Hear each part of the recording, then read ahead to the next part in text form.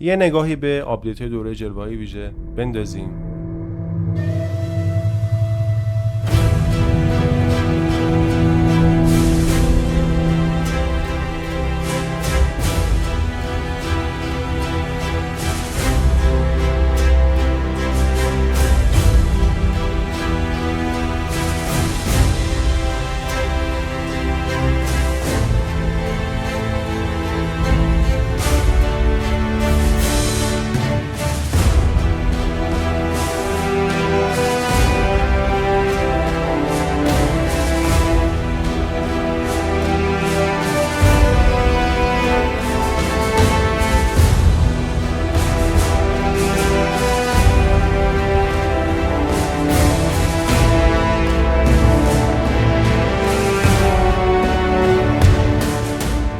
در حال حاضر هم تخفیف 40% تا پایان همین هفته خورده که جهت ثبت نام و شرکت در دوره میتونید به آیدی تلگرام یا اینستاگرام من پیام بدید.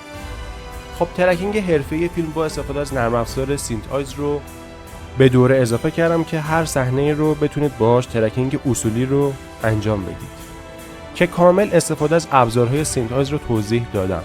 ساخت صحنه اسکوید گیم رو داریم که 0 تا 100 این پروژه رو با هم دیگه انجام میدیم.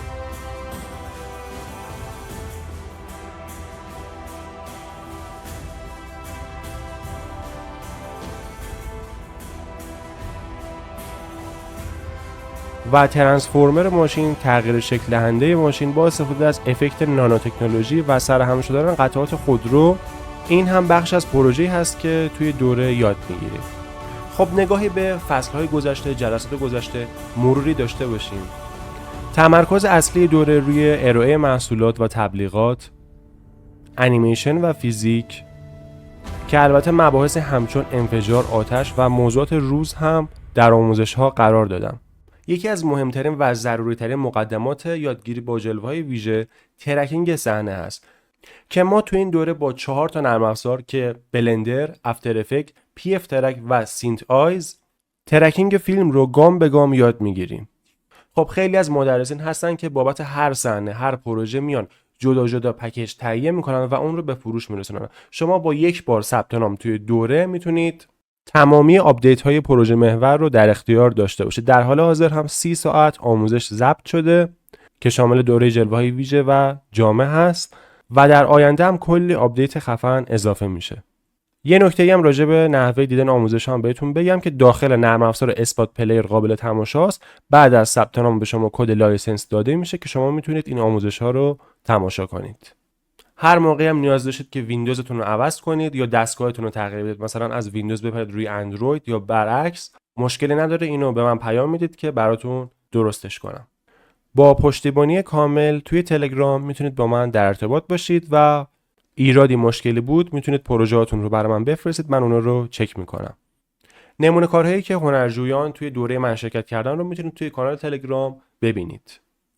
و شما رو در ادامه به چند دقیقه از مباحث موجود در دوره هدایت میکنم. امیدوارم که روز خوبی داشته باشید. آریان سعیدی هستم. یه پروژه جدید حتما باید ایجاد کنیم که بخوایم روی اتو بزنیم، اما این قسمت‌های مهمی که مربوط به ترکینگ رو یه توضیح بهتون بدم. روی این فلشه که بزنم ببین زیر مجموعش میاد که به شکل پیش‌فرض روی نورمال موشنه. ببین خیلی وقتا ویدیویی که میاریم اگه درست فیلمبرداری کرده باشیم، خب لرزش خاصی نداشته باشه، حرکت عجیب غریبی نداشته باشه و درست فیلمبرداری شده باشه، میگم 90% موارد همین نورمال موشن اوکیه و جواب میده. که خب نورمال موشن برای حرکات معمولی دوربینه که دنباله نرمی داشته باشن. خب از الگوریتم استاندارد ترکینگ استفاده میکنه.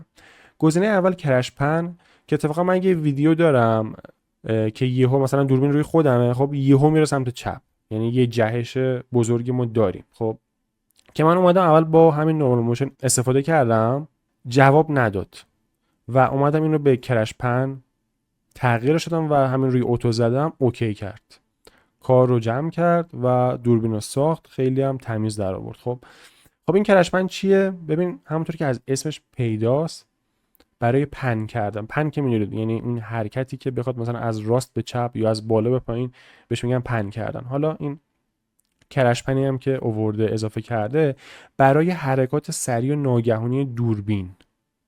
مثلا یک شات های اکشن به اصطلاح میشه گفت، که ترکینگ با نقاط ثبات تری رو توی حرکات پرسرعت برای ما ثبت میکنه، که یک نسخه اولد هم اینجا قرار داره که برای نسخه های قدیمیه که از الگوریتم های قدیمی تر استفاده میکنه. ببین اینا هر کدوم از اینا یک الگوریتمی رو توی اون هوش مصنوعی نرم افزار مورد استفاده قرار میده. خب هر کدوم از اینا یک الگوریتمه که یک نسخه اولد داره و اینم که نسخه جدیدشه.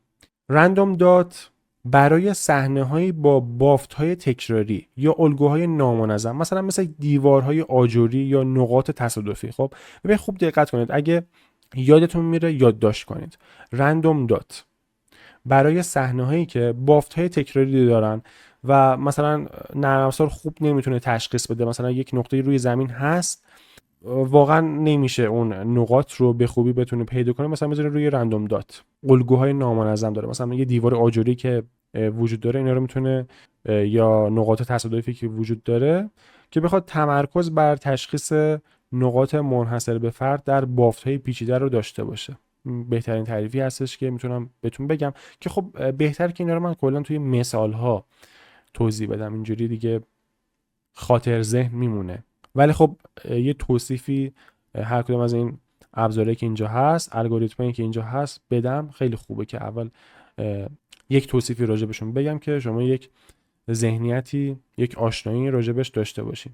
جنتل موشن که اولد زده همون نسخه قدیمی حساب میشه، برای حرکات آرام دوربین، خب متناسب برای شات‌های ثابت یا حرکات ملایم به کار میره، که من جستجو هم کردم. ببین از این خیلی واقعا استفاده نمیکنن، یعنی کمترین استفاده از بین اینا بخوایم حساب کنیم که از کدوم کمتر استفاده میکنن، همین اینه.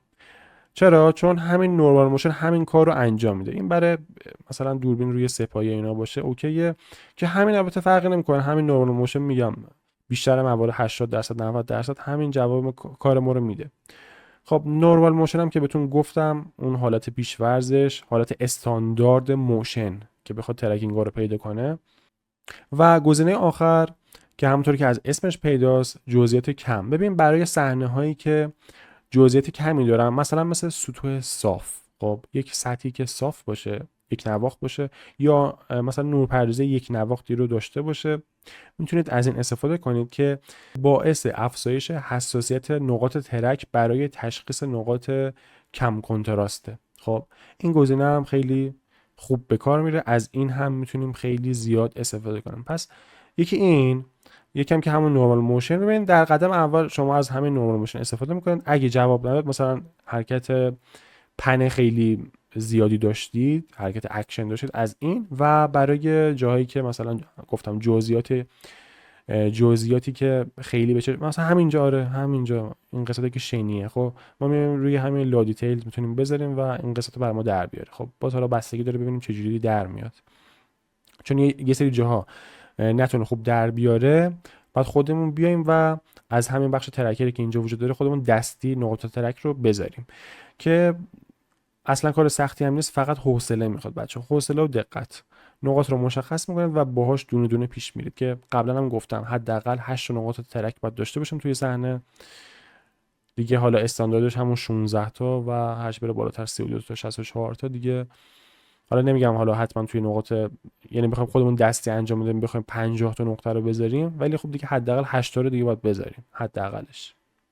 خب این از این قسمت. ببین الان من چون سیو نکردم دیدی یه پنجره آورد که الان حالا نمیخوام الان سیو کنم، ولی خب کلا اگه آورد یک نامی بهش میدید که دیگه دست از سرتون برداره.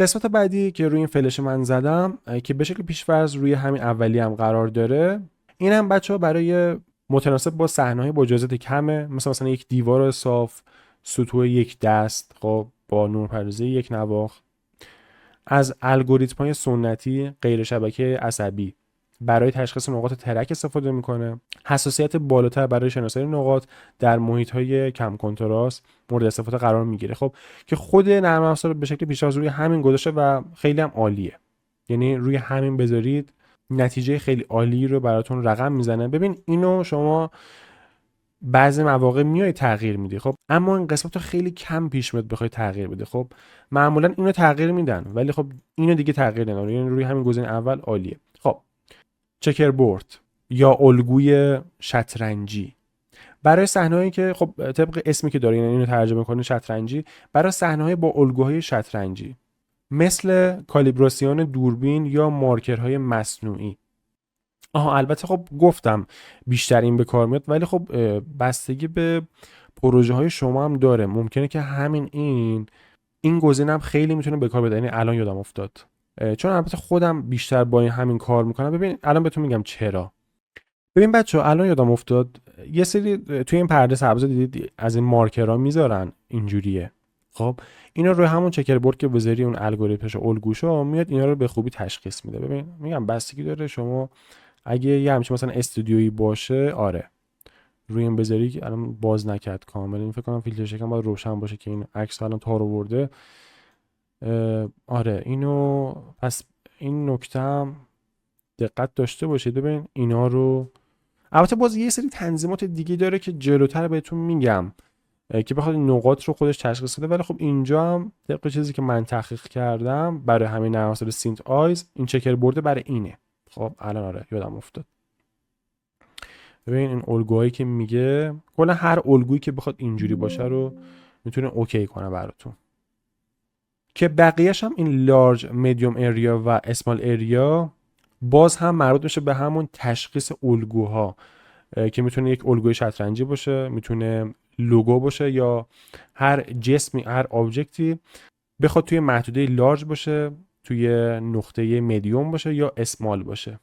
ایکس فایندر هم برای شناسایی تقاطع‌های بزرگ که برای نشانه گذاری‌های دقیق میتونه مورد استفاده قرار بگیره. میگم اینو توی ویدیو توی پروژه انجام بدیم، آزمون و خطا کنیم، خیلی بهتر میتونیم این ابزارها رو درک کنیم. خب دوباره این اومد. بخش بعدی گرین اسکرین که خب از اسمش هم پیداست مربوط میشه به پرده سبز. اینجا ما میتونیم روی قسمت اوتو بذاریم که خودش تشخیص بده. تنظیمات مربوط به روشنایی، اون کروماکیش و اون محدوده‌ای که وجود داره میتونیم از اینجا تنظیم کنیم. حالا اگرم دستتون خورد روی این ریست تو دیفالت بزنید که اینجا هم البته خب رنگ سبز آورد. خب این ریست تو دیفالت رو بزنید و بعد این پنجره رو ببندید. زوم لنز که تیکش رو فعال کنیم، ببین میتونیم اینا رو هر کدوم از اینا رو فعال کنیم. خب همونطور که مشخص زوم لنز زمانی که دوربین زوم اپتیکال داره، یعنی داریم ویدیو رو میگیریم، مثلا خودم دارم قدم میزنم، خب زوم هم میکنم، زوم به جلو، زوم این، زوم اوت، میتونم تیکش رو فعال کنم که بهتر بتونه نقاط ترک رو پیدا کنه و درک کنه توی محیط. خب دومی آنترپاد، هر جا اینو دیدید یاد سپایه بیافتید. توی بلندرم اینو گفته بودم، اونم داشت دیگه، یه قسمت همین دقیقاً تب سمت چپ بود موقعی که می‌خواستم ترکینگ رو انجام بدیم و اون قسمتی که مربوط میشه به فوکال لنت و اینا، هر جا اینو دیدید یاد سپایه بیافتید که دوربین روی سپایه باشه، اینو تیکش رو فعال میکنیم. و هولدی هم که اینجا وجود داره، ثابت نگه داشتن ترکرهای خاص توی صحنه، مثلا برای نقاطی که نباید حرکت کنه. خب اینم باز مربوط میشه به همین. کورنرز، تشخیص گوشه ها برای ترکینگ نقاط با کنتراست بالا. و فاین تون، تنظیم دقیق ترکرها پس از ترک اولیه. اینا معانی بود که هر کدوم از اینا داشت.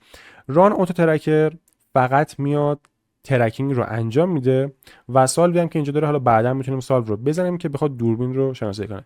خب همونطور که گفتم، ببین فرق این دوتا با اینه که وقتی روی اوتو بزنیم خودش میاد دوربین هم درست میکنه، اما اینو که بزنیم فقط خودش میاد جداگانه فقط ترکینگ رو انجام میده دیگه، دوربین رو نمیسازه. دوربین رو خودمون باید انجام بدیم. که میگم پیشنهاد من اینه اول روی همین بزنید و کارتون رو قطعا راه میندازه. اینجا هم که نات سالو زده، خب قاعدتا ما چون صحنه نیاوردیم اینجا محاسبه نکرده چیزی رو. ران ترکر کلیم ها زدیم که اینجا تیکشو بزنیم، خب بعدش میاد و پاکسازی میکنه اون ترکرهای نادرست. خب اونایی که نوسانات مثلا خیلی بدی دارن خودش میاد کلین اپ میکنه. خب اینو نیازی نیستش الان من تیکشو بزنم، بخوام مثلا ویدیو اینجا آوردم اینو بزنم و بعداً بخواد کلین اپ کنه، خودم بعدا میتونم این کارو انجام بدم. البته میتونید بزنید که خودش بیاد کلین اپ کنه، ولی من خودم مثلا عادت کردم که اول ترکینگ انجام بشه و بعد خب آپشن داره دیگه از همین قسمت. ببین اینجا ترک کلین اپ ترکرز میام خودمون انجامش بدیم، یا شورتکات شیفت سی. یادم باشه یه سری شورتکات هم بهتون بگم.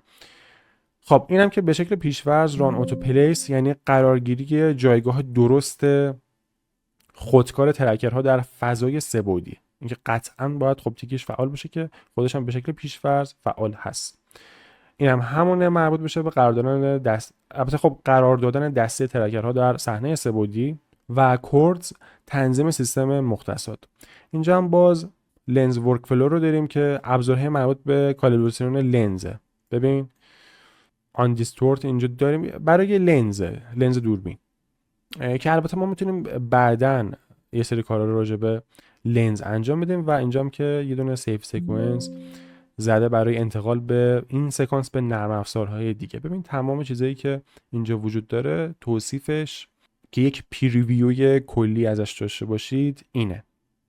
خب بریم که یه ویدیو وارد کنم. من روی نیو میزنم. ببین اینجا یه سری ویدیو فوتیج دارم، مثلا اون قشنگه، اینو من بیارم.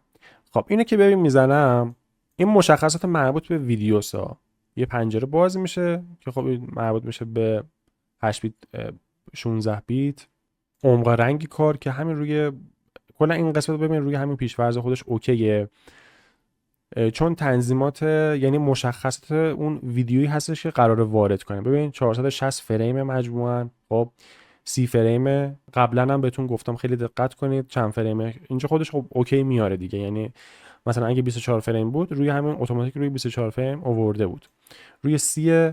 و اینجا ببین زده 1920 در 1080 فول اچ دی. اینجا هم حجمشه. خب ویارش مربوط بشه به اون حالت 360 درجه سه‌بعدی و اینا. و البته اینجا یه قسمتی هم داریم که مربوط میشه به یه سری تنظیمات برای ویدیومون. خب این بیت دفشه و اینجا ببین یه سری فیلتر میتونیم براش انجام بدیم، مثلا تارش کنیم، یا اگه نویزی داشته باشه میتونیم نویزش رو کاهش بدیم. میتونیم ببینیم اینو من زیاد کنم، اگه نویزی باشه اینو میاد و کم میکنه که به شکل بیشتر حالا روی صفره. بعد این قسمت مربوط به کالر رو داریم، اگه توی صحنه مثلا قرمز زیاد بود اون رد گرین بلو ایناش یا اون کنتراستش اینا میتونیم از اینجا تنظیمش کنیم، اون گاماشو و رنگ و لعابشو اوکی کنیم. میبینید اینجا هیو سچوریشنش رو گذاشته، اکسپوزش میتونیم مثلا یه خورده به رنگ خاکستری تور ببریم یا اینکه رنگ و لعابشو باز بیشتر کنیم. خب از اینجا هم باز یک نموداری یک خطی قرار داده که میتونیم انجام بدیم و از اینجا هم میتونیم جلو عقبش کنیم که الان روی فریم 0. خب ببین قسمت کراپینگ رو اینجا داریم، بخوایم برشی انجام بدیم. خب این مربوط به تنظیمات اولیه که توی ویدیو هست، بخوایم برشی انجام بدیم. و همینطور قسمت استابیلایزر اینجا داریم. ببین قسمت مربوط به لنز رو داریم، این قسمت هم مهمه. فوکال لنتی که اگه بدونی من نمیدونم برای این ویدیو چیه، میتونم همینجا هم تنظیم کنم، البته بعداً هم میتونم فوکال لنت رو اوکی کنم. اینتر رو بزنم اینجا تایید میشه.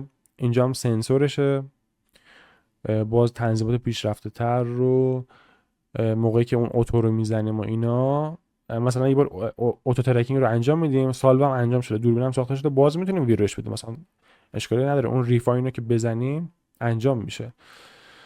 خب عمق میدان و فوکال لنتش اینا رو میتونیم انجام بدیم. و اینجا هم ببین حالا روی کلاسیک به شکل بیشتر ببین فیشای هم داره، مثلا از دوربین فیشای استفاده کردی اینجا میتونی وارد کنی، خب اسمشو. و اینجا هم لنز رو هم میتونی براش تعریف کنی. ببین این قسمت هم داره، هم به فیشای ایناش هم اینجا داره با تنظیمات بیشترش اینجا قرار داره. خب همه اینا رو بعدا هم میتونید انجام بده. ببین من اوکی رو زدم، اینو آورد. ببین به رنگ قرمز، توی پی اف ترک سبز بود، میبینی اون کشه بیکه. میتونی صبر کنی که این قرمز بره بهینه بشه توی نوار تایملاین. ببین من روی فریم 0م، اینجا نوار تایملاینه. خب موسمو میارم اینجا، البته میتونم اون اسپیس رو بزنم که خودش هم اتوماتیک بره. ببین فریما رو اینجا برام من خیلی زیبا داره میزنه که به جلو میره و اتوماتیک هم برمیگرده عقب. خب همینجا همین اول کار تا یادم نرفته، ببین با اسکرول موس، اون غلطک موس، خب مسلما جلو عقب میتونی کنی. این که مربوط میشه به اسپلاینش. بعد با راست کلیک هم میتونی جلو عقب کنی. خب اینم که هی میپرسه، بذار با همین نام بیلدینگ، آره ببین روی همین فرمت، بذار یه سیو کنم که دیگه این نیاد. آره سیو که حتما باید انجام بدیم، ولی خب من چون داشتم چیزای دیگر رو توضیح میدادم، سیو برام الان مهم نبود، خب سیو رو زدم دیگه. بعد اسکرول موس رو ببین روش بزنی میتونی جابجاش کنی. خب جابجا پن رو میتونی انجام بدی. خب یه موقعی ببین این ممکنه که خیلی دور بشه یا این اصلا بره گم شه، میره این ور اون ور، خب تو اصلا پیداش نمیکنه. چیکار باید کنی؟ راه حل چیه؟ ببین اینجا یه دونه عکس پایین هست، به محض که بزنی دوباره فیت میشه، فول اسکرین میشه برات. و حتی من اینجوری هم میکنم، روی این که بزنم فیت میشه. حتی راست کلیک کنم، چند تا بخش داره، خب از قسمت ویو ریست زوم که بزنم، ببین حتی راست کلیک هم کنی میتونه به راحتی ریست زوم کنه. خب دیگه مثلا نخواین عکس رو بزنه. میگم آپشن زیاد داره، از چند تا راه میتونی به مثلا اون چیزی که میخوای برسی. میبینی این قسمت که وجود داره، اینم باز توضیح میدم، این نوارایی که پنجرهایی که اینجا هست. الان ما داریم یاد میگیریم که خب اینو وارد کردیم ویدیومون رو، میتونیم اینجا ببینیم. خیلی استاندارد و قشنگ فیلم برداری شده و قطعا یک ترک خیلی توپی رو برای ما رقم میزنه. خب اما نوار تایملاین، این بخش اولیه رو بهتون گفتم، بذار اینجا هم بهتون بگم، گفتم اینو که بزنیم به سمت جلو عقب میره. ببین این که داره میره جلو، خب بخواد برگردی عقب، این فلشی که اینجا به سمت جلو هست فوروارد، اینو بک میزنی، یعنی یه بار روش کلیک میکنی که ببینی جهت فلش معکوس میشه. خب حالا اگه اسپیس رو بزنی میبینی برمیگرده عقب. خب این خیلی به کارتون میاد، مثلا یه جاهایی داریم نقاط ترک دستی رو انجام میدیم و میخوایم برگردیم به کی فریم قبلی، اینو تغییر میدیم. خب این برای این اینجوریه. و از این بخش هم ببین تو اند زده، یهو میره توی فریم آخر که میشه شماره 459 و این یکی برمیگرده به فریم 0. یعنی اگه بخوای یهو برگردی عقب جلو، میتونی از این دوتا استفاده کنی. و این قسمت چیه؟ ببین این یکی، این برای فوروارد تو کی، همون منظورش کی فریمه. خب ما الان توی صحنه کی فریم چون نداریم، وقتی اینو بزنه که یهو برمیگرده 0 و یهو برمیگرده، یعنی یهو میره به سمت فریم آخر. اگه این وسط مثلا من یه کی فریم داشته باشم، یعنی همون مثلا نقاط ترک دستی اضافه کرده باشم و براش کی فریم بذارم، اینو که بزنم میره روی اون کی فریمی که در واقع قرار داره. خب این یکی چیه؟ ببین مثلا من اینجا هم فریم به فریم میره جلو عقب، ببین اینها. خب اینا بچه شورتکات هم داره، الان بهتون میگم. این فریم به فریم عقب جلو میره که ترجیحاً هم از همون شورتکات استفاده کنید. خب اینم که پلی دیگه. خب حالا شورتکات چی هم؟ ببین A S D F، اینو یادتون باشه. A که برمیگرده عقب کامل میره اول، فریم اول. F میره فریم آخر، من کلید F رو زدم. خب حالا مثلا من این وسط ها هم ببین یه دونه S داریم، S، یه دونه هم D. ببین خیلی به کارتون میاد اون موقعی که ما بخوایم ترکینگ، یعنی نقاط ترک دستی خودمون ایجاد کنیم، این S و D روی کیبورد خیلی به کارمون میاد، چون میخوایم فریم به فریم بریم جلو و بررسی کنیم. مثلا من اینجا یه نقطه ترک دستی خودم ایجاد کردم، میخوام خودم در نظر بگیرم که این نقطه‌ای که اینجا وجود داره از این خارج نشه. خب به جای اینکه بیام اینو بزنم، از روی کیبورد خیلی سریع و راحت و بهینه S و D رو میزنم و اینجوری عقب جلو میکنم. خب این از این قسمتی که اینجا وجود داره مربوط میشه به سربرگ ویو که در واقع اینجاست. ببین من اگه اینو بزنم میره، میبینی هر کدوم از اینا که من بزنم یه سری لیست رو برام میاره که خب سربرگ اصلی تول بار و این مربوط به ویو. خب مشخصه اینجا ما 50% داریم مربوط به فیل، یعنی اون کل صفحه رو در بر بگیره یا 50% رو در بر بگیره، 100% که همون میشه فیل، 200 هم که زوم میکنه. خب دوباره من میتونم مثلا روی همین فیل بزنم و پر کنم، معنی پر کردن.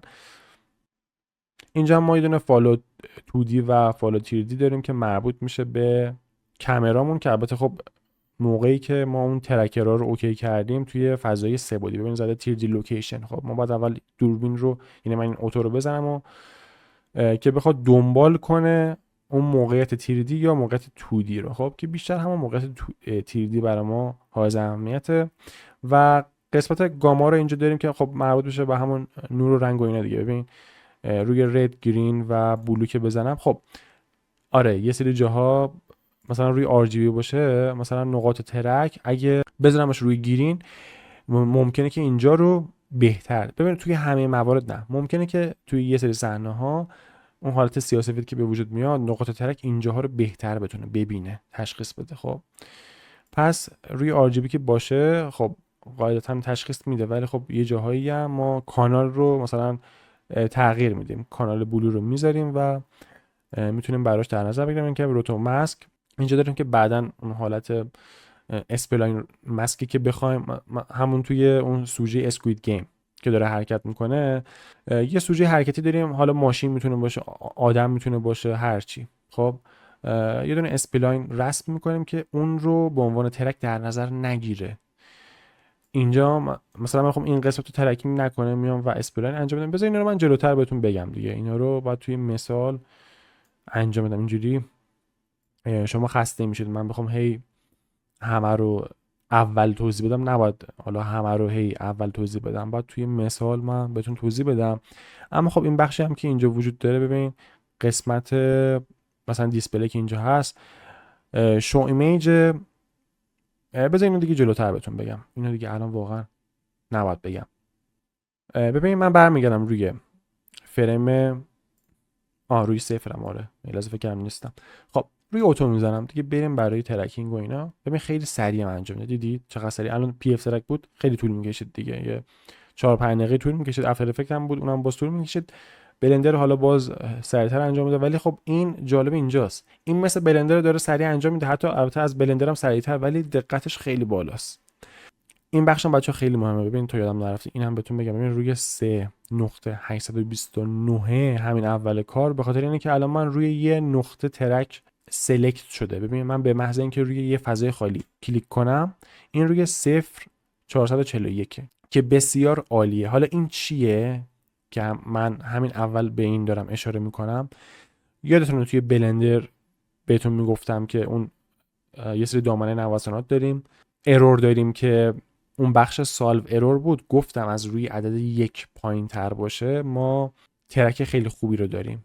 خب اون سالو اروره که توی بلندر بود، گفتم از 1 باید پایین تر باشه که ما یک ترک خیلی خوبی داشته باشیم. این اینجاست، ببین خیلی هم مهمه، همینجا ببین زیر این گویی که اینجا وجود داره، ارور سالو اروره روی 0.440 حالا 440 یا 448 قرار داره که بسیار عالیه. ببین زیر 1 یا خیلی وقت اصلا زیر 0.7، حالا 7 هم 700 میگیم، زیر 7 باید باشه، یعنی زیر 0.7، زیر 1. حالا خیلی وقتا هم آره زیر 1 قابل قبوله، یا دیگه حالا یه صحنه هایی که نتونیم باز ترک، یه صحنه خیلی پیچیده باشه با حرکت دوربین خیلی عجیب غریب، تا 1 و 2 هم دیگه ما زیر 1 رو باید بیاریم حتما، زیر 1 و زیر 0.7. ببین رنگش سبزه. خب این هرچی بالاتر بره، حالا باز من توضیح میدم توی ویدیوهای دیگه، خب هرچی این بالاتر بره، مثلا فرض کن روی 1 خورده، بذار الان بزنم دیگه. ببین الان باز این الان روی 0 چیزه اوکیه. ببین حتی تا 0.742 هم اوکیه. ببین این بالاییه که میبینی 3.390، ببین قرمزه، یعنی این بده. حالا یه خورده پایین‌تر مثلا 1.2 نارنجی میشه، ببین قرمز دیگه بده، اصلا قرمز رو میتونید حذف کنید. ببین مثلا این زرد، اینم باز حالا قابل قبوله، ولی دیگه نارنجی یا قرمز رو دیگه حداقل نباید باشه. ببین زیر 1 اوکیه، میبینی سبز عالیه، که بیشتر نقاط ما هم سبزه، که کلا روی هر کدوم از این نقاط ترک که بزنی، ببین الان من یه پلی کنم، بذار یه پلی کنم. بذار اول این راداره رو من دیسپلی، بذار اینو میخوام جلوتر توضیح بدم الان اسپویل نشه براتون. جلوتر بگم که ببین الان داریم میریم جلو، نقاط ترک رو مشخص کرده. من الان روی جای خالی کلیک کردم، برای ما اینه. ببین اگه من روی یکی از نقاط ترک کلیک کنم، روی هر کدوم که اینا حتی روش نگه دارم، اون سالو ارور رو بهمون میده. میبینی اینجا زده، روی هر کدوم که کلیک کنید، روی هر کدوم نقاط اینجا بهمون میده. اونی که قرمز رو میتونیم حتی دسته خودمون رو هم پاک کنیم. قرمز کدوم اینا، مثلا من میتونم اینو دیلیت کنم، ولی باز دلیل نمیشه بیام همه رو، یعنی هر چی قرمز بود دیلیت کنم. بعضی وقتا به ضرر ترکینگ توی صحنه است. خب این کارم اصلا خوب نیست، بیام هر چی قرمز هست رو پاک کنم. نه، ببین الان من روی جای خالی کلیک کنم، میبینم که به طور کلی وضعیت خوبی دارم، وضعیت ترکینگ بسیار خوبی دارم. خب حالا اینو خیلی سریع برام انجام داده. ببین الان من از این سامورای اومدم کجا؟ توی سالور ها. میپری اینجا توی تب اینجا یه دونه پنجره کلی اینجا داریم که محیط، یعنی دوربینمونه، داریم من نمای دوربین میبینیم. اینجا هم 3 تا مثل همون بلندر 3 تا پنجره دیگه میاره که از نمای تاپ بالا، فرانت جلو، لفت چپ. حالا لفت یا رایت، خب یعنی نمای راست هم میتونه باشه، ولی خب اینجا دیگه حالا چپ آورده، فرقی نداره چپ و راستش دیگه. مهم اینه که یه دونه چپ باشه، یه دونه جلو باشه. حالا یه جلو عقب که همون جلو بهتره، یکم که نمای بالا باشه که اوکی تره. ببین حتی فاصله تا اون نقطه کانونی تا آبجکت رو اینجا زدم. مثلا اینجا یه دونه هلی شات داره پرواز میکنه، فیلم برداری میکنه، اینجا فاصله هم تشخیص داده که بسیار عالیه. خب ببین من اینو زوم میکنم، اینو مثلا فکر نکنید این دوربینه مثلا این نزدیکه ها. خب این به این ربط داره که ببین من هرچه زوم میکنم این هم کوچیک‌تر میشه. مثلا این موقع بچه‌ها فکر میکنن شاید این دوربینه اینو خیلی نزدیک داره تشخیص بده. نه، این به خاطر اینه که ببین هر چقدر من دورتر میشم، خب این دوربینه هم بزرگتر میشه. این دلیل بر اون نیست، اون چیزی که تو ذهنتونه. این فاصله رو الان به نظرم که باید جلوتر تست کنیم. خب یه تست آبجکت میاریم و اونجا دیگه مشخص میشه، از قسمت تیریدی مشخص میشه که فاصله اوکی هست یا نیست. خب خودش دیگه تشخیص داده اون فوکال لنت و اینا. ببین اینا ما الان توی تب سالوریم. ببین اینجا باز یه سری مشخصه ها برامون قرار داره که این قسمت رو یکم جلوتر بهتون میگم. و این قسمت ببین گفتم بعدا میتونیم اون فوکال لنت و اینا رو اوکی کنیم. ببین اینا یه دونه که فیکست آنون، یعنی ناشناخته، نمیدونیم، ولی خود نرم افزار، خود هوش مصنوعی نرم افزار برای ما تشخیص داده که روی چه عددی باشه و همینطور اون لنز و ایناش. یا اگر میدونیم، خب اینجا ما روی نون میذاریم که یه آپشن برای ما باز میکنه که بخوایم اون عدد رو خودمون دستی خب تغییر بدیم. خب این از این مربوط میشه به فوکال لنت و ایناش، در جریانش باشید. حالا توی صحنه فرض کن که بخوایم، حالا نخوایم دستی حذف کنیم، بخوایم اون نقاط بد رو، هرچند که اینجا نقاط این عالیه، خب همین اوکیه. حالا فرض کن برای این که بخوایم مثل همون بلندر که میمدیم کلین آپ میکردیم، اینجا چجوریه؟ ببین اینجا همینجا سربرگ ترک میاد اینجا، بیا کلین آپ ترکر، یه بخش برای ما باز میشه که حالا بهتر بود اینا من توی یه ویدیویی انجام میدادم که نقاط بدی داشتیم، ولی خب خوبه، یعنی بد نیست که اینجا هم من بهتون بگم که حالا اونجا هم باز بهتون میگم، اشکالی نداره و اتفاقا خاطر ذهنتون میشه که باز براتون یادآوری میشه. چون باید هی تمرین کنید، هی باید با اینا کار کنید که اون یعنی یادتون نره. ببین کلین آپ ترکر رو که اینجا داریم برای تشخیص نقاط بد و پاکسازی نقاط بد. از همین بالا من شروع کنم، به شکل پیش‌فرض روی اوتو اونلیه که باز اینجا یه بخش آل ترکر داریم، یا این بخش اوتو اونلی داریم، یا یه بخش سلکتد داریم. یعنی اگه من بیام توی صحنه با همون اسپلاینه، با همون خطه، اون خطی که انتخاب می‌کردیم، خب که خب الان من هرچی الان اینجا بزنم نمیتونم سلکت کنم، چون اول باید اینو کلاس کنم و بعد بیام سلکت کنم. خب مثلا من یک دایره اینجا ترسیم میکنم، یه اسپلاین اینجا میکشم، بعد میذارم روی سلکتد، یعنی میگم که فقط این نواحی رو برام من که انتخاب کردم بیاد و فیکس کنه، خب کلین کنه. خب که میتونیم مثلا کلا روی آل ترکر رو بذارم یا همین روی اتو که یعنی اتوماتیک انتخاب کرده یا همین روی آل ترکر معمولا همه میذارن بذاریم. خب پس این قسمت کاملا گیرا مفهومه و حالت پیش‌فرض اینجا دیفالت رو داریم. حالت دوم بارگذاری تنظیمات ذخیره شده قبلی برای پاکسازی. خب اینا نمیخواد، یه سری تنظیمات رو به شکل پیش‌فرض میتونیم انجام بدیم، اینا کارایی نداره الان برامون. اما بخش ترشولد دیلیت اینجا که برای ما یه سری پارامتر رو قرار داده، خب بخش اول مربوط بشه به بد فریمز. هر کدوم از اینا رو میتونم تیکش رو بزنم، فعال کنم یا غیر فعال کنم. خب بد فریم که روی شو بزنم برای من میاره اینجا. بذار ببینم. آره ببین اینجا که دقت کنید، البته ما زیاد بد فریم اینجا نداریم. ببین بالای 2 گفتم زیر 1 باشه، بالای 2 که بزنیم اینجا برای ما میاره و مشخص میکنه. ببین هر کدوم از اینا رو که من سلکت کنم، دیدی یه لحظه اومد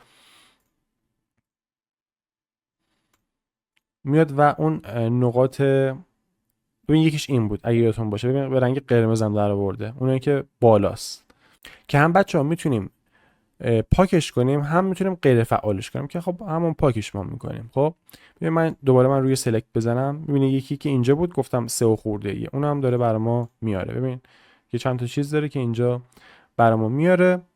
بعد این قسمت فارش ترکر، ببین فار به معنی دور دیگه، اون نقاط ترکی که خیلی دوره، بزنیم چیزی پیدا میکنه، نه اونایی که خیلی دوره یعنی محدوده خیلی زیادی داره رو میتونه برای ما مشخص کنه و این هم میتونیم باز دیلیت کنیم. خب فاره که دیدید به معنی دور. و شورت لیو ترکر خب معلومه دیگه، شورت لیو یعنی زندگی کوتاه، اون نقاط ترکی که کمتر از 6 فریمه. بزنم مینیمم نمبر اف فریم، اونایی که خیلی یعنی میاد و خیلی سریع محو میشه، اونا هم خب به کارمون نمیاد و اگه تعدادشون زیاد بشه، ببین مثلا در حد 2 3 تا یا 10 20 تا خیلی نمیتونه مثلا چیز کنه، اختلال ایجاد کنه. ولی اگه زیاد اگه باشه توی صحنه، اونایی که مثلا هستن و بعد یهو غیب میشن، اونا اختلال ایجاد میکنن و بهتره که اونا دیلیت شن. ببینم اینجا فکر کنم یه چند تایی باشه، نمیدونم یا شاید هم نباشه. نه اوکیه، نه دیگه سلکت کردم آره پیدا نکرد. خب های ارور ترکر خب مشخصه، ببین اونایی که دیگه خیلی بالاست با خطای بالای سی. ببینیم اینجا داریم، داریم 2 تا داریم. یه بار دیگه هم بزنم، ببین یکی این پایینه یکی این بالا، بالای سی، تیکش هم فعاله. این سلکت که اینجا هست، ببین فقط نیازی نیستش که همه رو بزنی و بعد چیز کنی، این فقط برای اینکه ببینی. خب این اگه فعال باشه، چه فعال باشه چه نباشه مهم نیست، مهم اینه که این تیکا فعال باشه. خب که باز یه سری جاها، باز توی یه سری کلیپ‌ها ویدیوها نیازی نیستش که حالا همش مثلا فعال باشه، یه چند تا جا رو ما تیکش فعال میکنیم و اوکی میکنیم. خب این خیلی مهمه دیگه، اونایی که بالای 30 رو اصلا نمیخوایم، این اصلا دیلیت بشه بهتره. و آن سالو، اونایی که سالو نشده توی دید دوربین.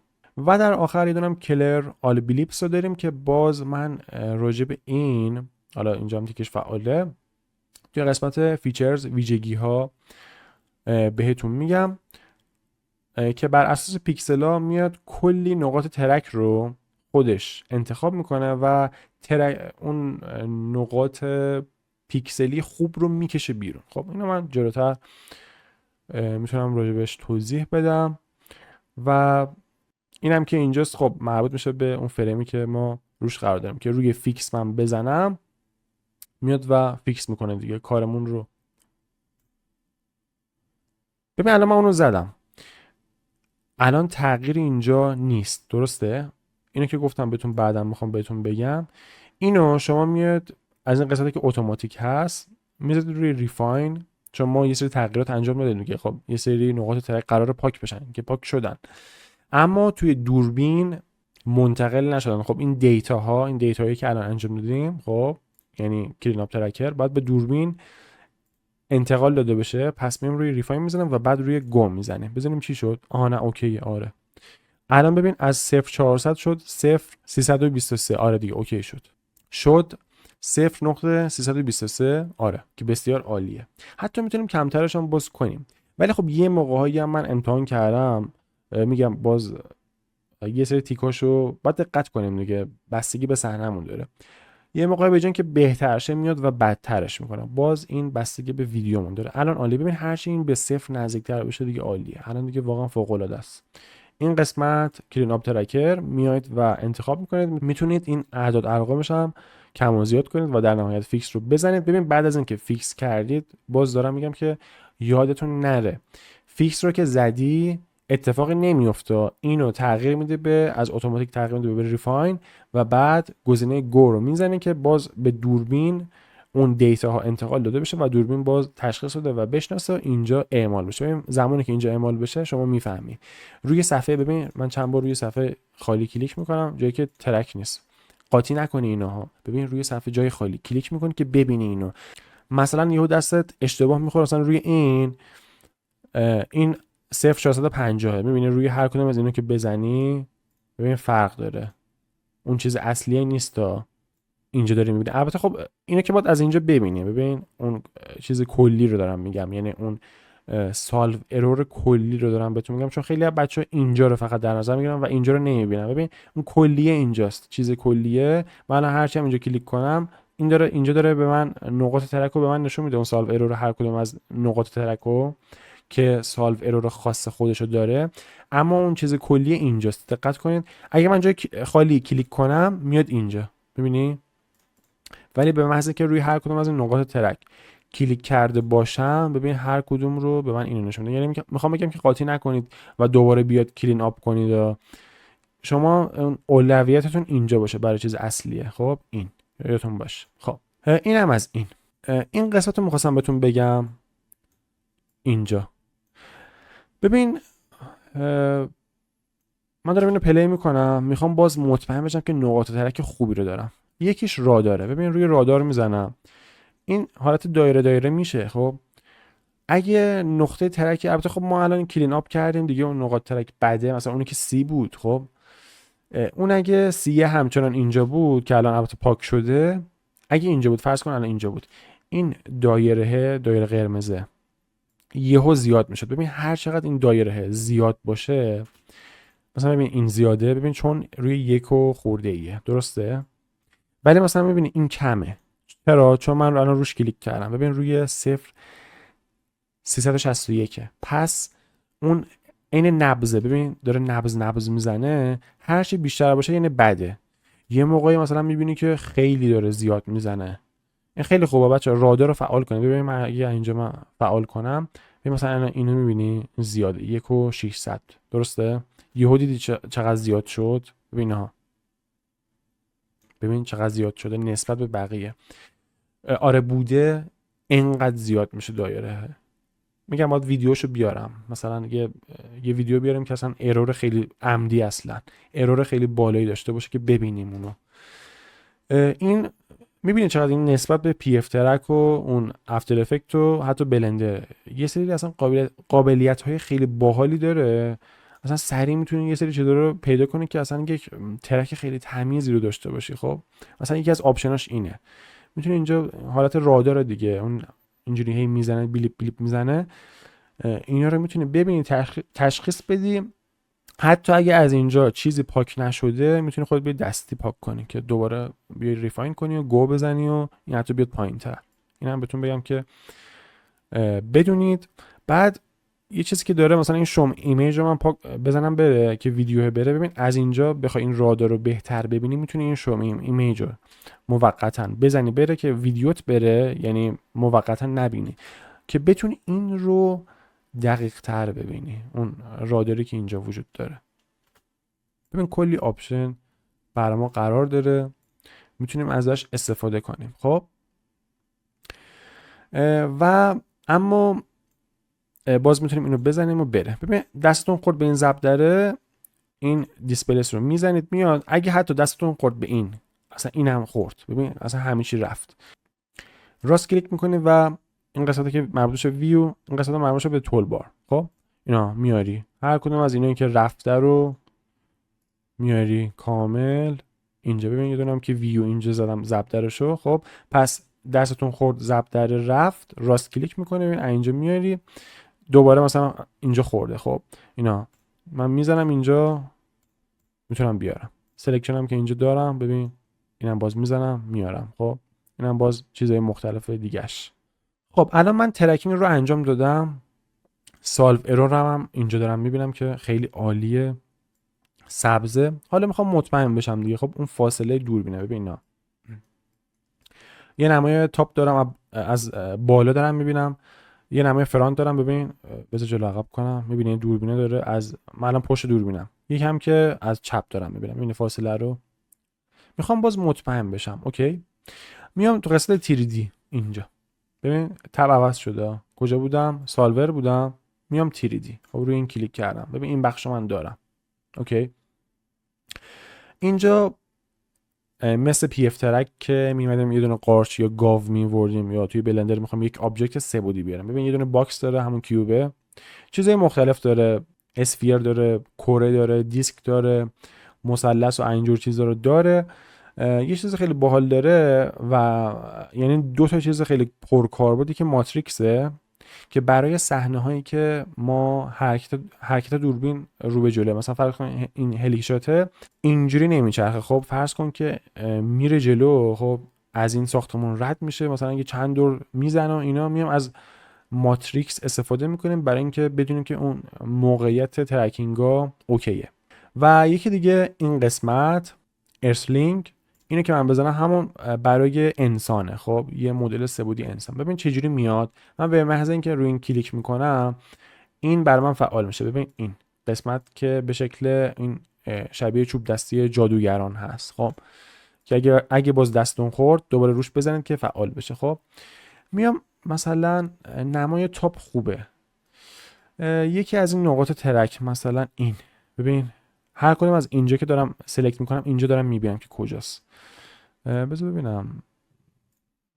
آره میتونم، آره حالا فرقی نداره. اینجا من روش کلیک میکنم، ببین به محض اینکه کلیک کنم میاد اینجا، که البته کلیک میکنم و بعد بکشم. ببین یه بار کلیک میکنید و میکشید. اوکی، یادتون نره یه بار کلیک کردید و دیگه کلیک نمیکنید، حالا موستون رو اینجوری میکشید که بزرگ بشه و دوباره کلیک میکنید، یعنی چپ کلیک که ثبت بشه. این از این برمی‌دارید که دوباره یکی دیگه نیارید، چون اگه این فعال میشه دوباره هر چند تا که میخواید میتونید اضافه کنید. خب و اینو پس دوباره غیر فعال میکنید، خواستید که همون دیلیت میکنید. روی هر کدوم خواستم سلکت میکنم و دیلیت میزنم. من الان به یک دونه احتیاج دارم، میبینی اینجا ورده.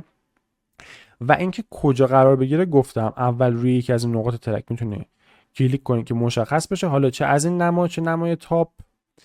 و ببین الان من جلو عقب کنم، میخوام ببینم که فاصله اوکیه، اینکه موقعیت توی جایگاه خودش قرار داره، فیکسه و سر نمیخوره. خب اینو میخوام مطمئن بشم. ببین من الان یه پلی کنم، بذار البته پلی کنم میخوره اف پی اس پایینه، بذار اینجوری پلی کنم. ببین چقدر قشنگ چسبیده، انگار که اصلا یه مجسمه است که جزئی از این سازه قرار داره. ببین من زوم کنم از اینجا ببینیم، ببین چقدر قشنگ ترکینگ رو انجام داده.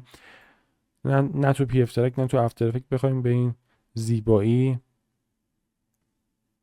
درش بیاریم. خب اگه باز میبینید یک جاهایی مثلا داره تغییر، یعنی یه خورده داره سر میخوره اینا، این به خاطر اینه که این عقب‌تر از این قرار داره. خب ببین از اینجا یه سری ابزارهای حرکتی وجود داره، این که برای اسکیله. خب یعنی اگه من اینجا دوباره میتونم اسکیلش کنم، اینجا این مربوط به روتیشنه، میتونم اینجوری کج و موجش کنم، بچرخونمش. خب از این نما میتونم بچرخونم، از اینجا میتونم این ور اون ور کج و موجش کنم. و این قسمت مربوط به موو دیگه، خب میتونم جابجاش کنم. خب این ممکنه که ببین عقب‌تر یا جلوتر قرار داشته باشه. مثلا اگه عقب‌تر باشه، اینو دارم بهتون میگم که ممکنه که دوچار خطای دید بشید. خب ببین من میدونم که ترکینگ عالی انجام شده، ولی فاصله ممکنه که دور باشه. ببین من فاصله یه لحظه عمدی دور کنم.